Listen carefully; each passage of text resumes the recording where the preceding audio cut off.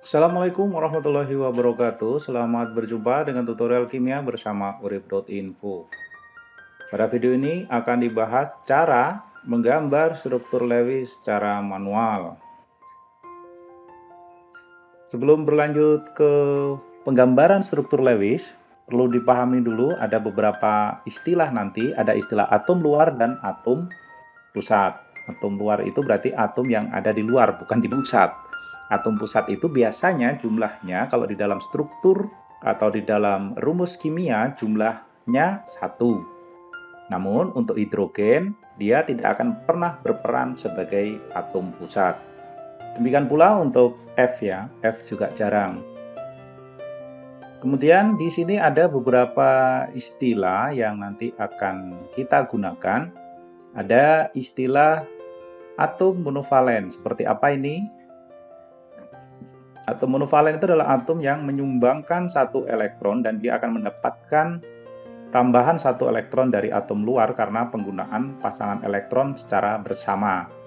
Contohnya adalah di golongan 7A ini dan termasuk hidrogen. Ini kalau kita gambarkan nanti atom monovalen misalnya F ini boleh kita tuliskan seperti ini nanti. Jadi satu garis ini yang akan digunakan untuk berikatan. Sementara untuk divalen ini biasanya adalah unsur yang berada di golongan 6A. Dia akan stabil kalau mendapatkan 2 elektron dan dia sendiri juga akan menyumbang 2 elektron untuk digunakan bersama. Untuk yang divalen ketika berperan sebagai atom luar, dia bukan berperan sebagai atom pusat, maka unsur yang seperti itu dia akan menggunakan 2 elektron yang dia miliki itu dalam bentuk ikatan rangkap. Dalam hal ini adalah O dan S. Kalau dia sebagai atom luar, formatnya nanti akan menjadi seperti ini. Nah, seperti ini. Sementara kalau dia berperan sebagai atom pusat, bentuknya jadi yang begini nih. Ini khusus yang divalen tadi. Di dalam penggambaran struktur Lewis di sini nanti kita akan menggunakan sistem garis saja, sedangkan untuk elektron kita tambahkan belakangan dengan menyesuaikan jumlah elektron valensi yang dimiliki. Berikutnya trivalen. Trivalen itu adalah unsur yang berada di golongan 5A dan ditambah golongan 3A untuk boron ya. Seperti yang kita lihat ini.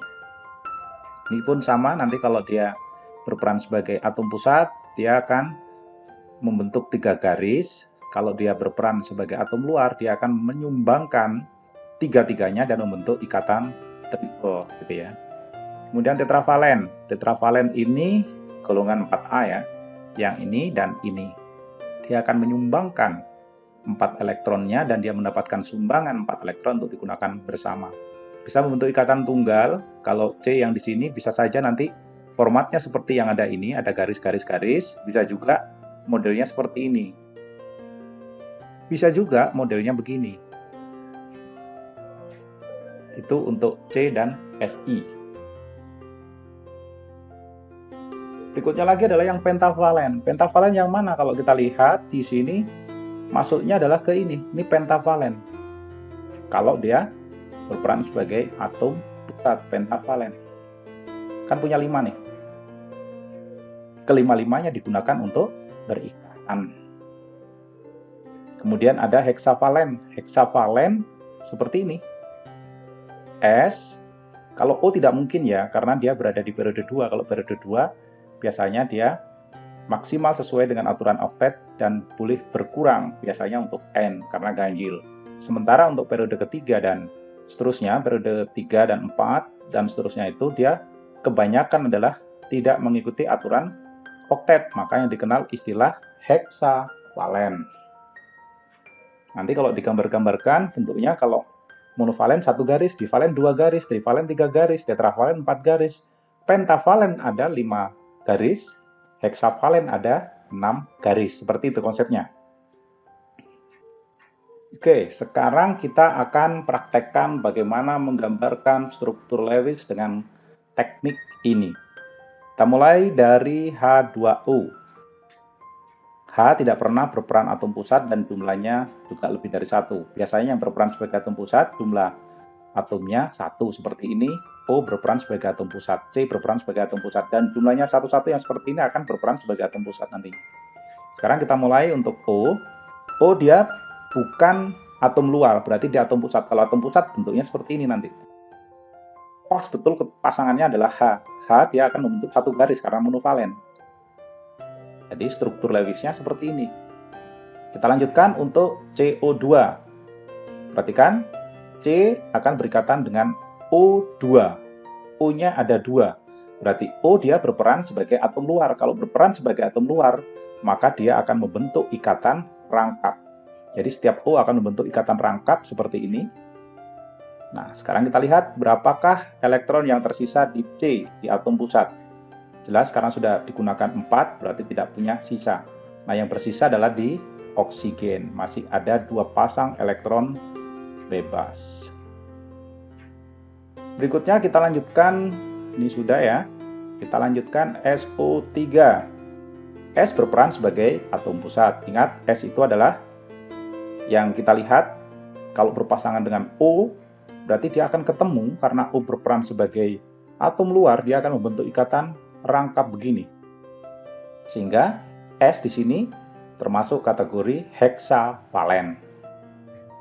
Nah, tinggal melengkapkan saja elektron yang tidak digunakan berikatan. Tentu saja sisanya hanya ada di U, sementara di S sudah tidak bersisa. Karena golongan 6A punya 6 elektron valensi saja. Lanjut yang SO2. Konsepnya sama. S sebagai atom pusat, O atom luar, berarti ikatan rangkap seperti ini. Kemudian kita lengkapkan jumlah elektron di O. Karena punya 6. Nah, sekarang S kita lihat sudah menggunakan 4, padahal dia punya 6 karena golongan 6A. Itu perlu diingat ya. Jadi bentuknya seperti ini struktur Lewisnya. Kita lanjutkan untuk NH3. NH3, N berperan sebagai atom pusat. Ketemu H yang sifatnya adalah masuk kategori monovalen, sementara N adalah trivalen. Jadi kalau kita gambarkan seperti ini. Ingat golongannya, N golongan 5A, punya 5 elektron valensi. Sudah kepakai 3, berarti sisa 2 elektron. Kalau kita lanjutkan adalah di CH4. Nih, CH4 konsepnya sama. Oke, sekarang kita bahas CH4. C adalah tetravalen, golongan 4A kan. Ketemu dengan H, jumlahnya 4 dan H itu adalah monovalen. Berarti kita kalau menggambarkan begini. Selesai. Ini adalah struktur Lewisnya. Selanjutnya adalah PCl3. Kita tahu P adalah unsur yang berada di golongan 5A, tetapi dia ketemu Cl yang sebagai atom luar, berarti Cl itu adalah monovalen.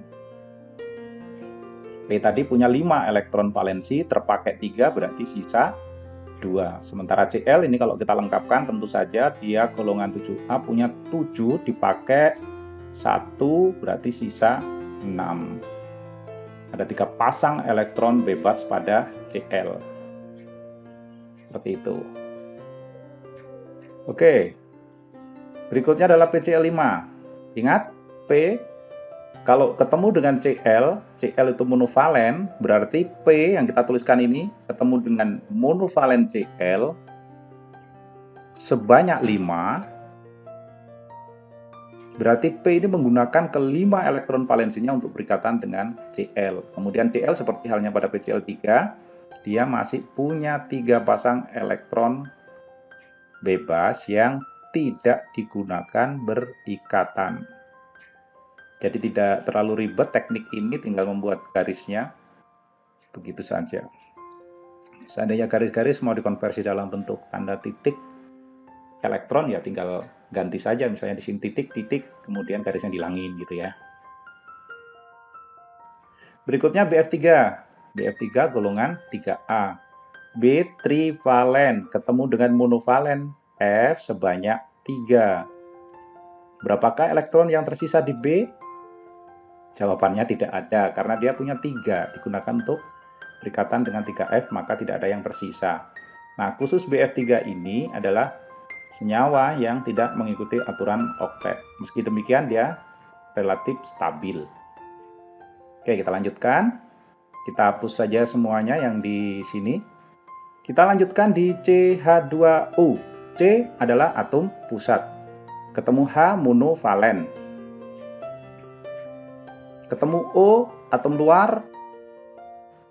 Maka dia seperti ini modelnya.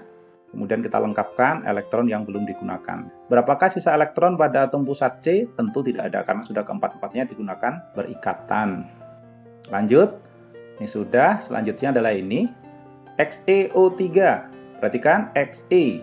Kita tuliskan saja. Kemudian ketemu dengan O sebanyak 3. Dimana kita tahu O itu adalah atom luar yang dia akan membentuk ikatan rangkap seperti ini.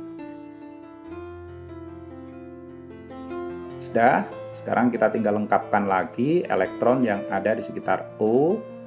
Mestinya kalau di total harus 6 untuk miliknya O saja. Nah, sekarang Xe. Xe ini golongan 8A. Dia sudah gunakan berapa elektron?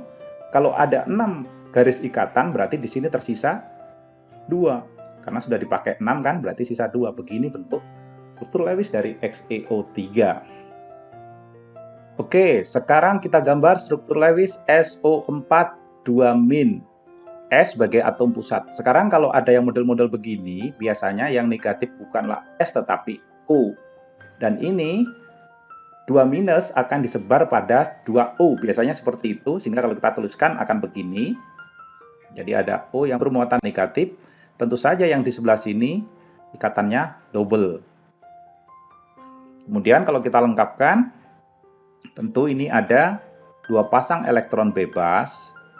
Kemudian yang di sebelah sini, artinya apa sih sebenarnya ini? Artinya ada elektron masuk pada O dari atom lain. Semula ada 6, sekarang harusnya jadi 7. Sementara ini sudah nyumbang 1, berarti sisa berapa? Sisa 6. Nah, modelnya seperti itu. Jadi menghitungnya kayak gitu ya. Jadi kalau ada O yang bermuatan negatif, kita ingat elektron valensi O itu 6, kalau kemasukan 1, artinya mendapatkan tambahan elektron dari luar sehingga bermuatan negatif, berarti jumlah dia harusnya 7. Sementara yang digunakan berikatan kan 1. Jadilah modelnya seperti ini. Ini adalah struktur Lewis dari SO4 2-. Selanjutnya, CO3 2-. Konsepnya kurang lebih dengan S. Kita akan tetapkan ini C sebagai atom pusat. Kemudian ini ada O sebanyak 3 dan bermuatan negatif 2. Negatif 2 akan dibagi 2 kepada O. Jadi konsepnya akan sama persis dengan ikatan pada SO4. Nah, ini begini. Ini tadi konsepnya sama ya. Jadi ini ada 6 elektron bebas karena dapat sumbangan 1 elektron dari luar. Kita lihat C sudah tidak punya lagi sisa elektron bebas. Yang terakhir untuk NH4, tentu N sebagai atom pusat. Berikatan dengan H sebanyak 4 dan kita tahu H itu adalah monovalen. Berarti kita akan tuliskan seperti ini. Nah, sekarang ada plus itu miliknya siapa? Coba kalau kita hitung, N itu golongan 5A. Yang digunakan berikatan cuma 4. Kalau begitu, ada 1 yang hilang. Kalau hilang, berarti dia akan bermuatan positif 1. Kemanakah muatan positif 1? Biasanya kadang-kadang dituliskan dalam bentuk kurung siku. Jadi kalau membentuk kurung siku, kita gambarkan dulu ya. Nah, kalau dibentuk kurung siku, tandanya seperti ini. Jadi, muatan positif itu bisa saja miliknya siapapun yang ada di sini. Tetapi secara kalkulasi, N lah yang bermuatan positif. Oke, cukup sekian. Terima kasih sudah menyimak. Sampai jumpa pada tutorial kimia berikutnya. Wassalamualaikum warahmatullahi wabarakatuh.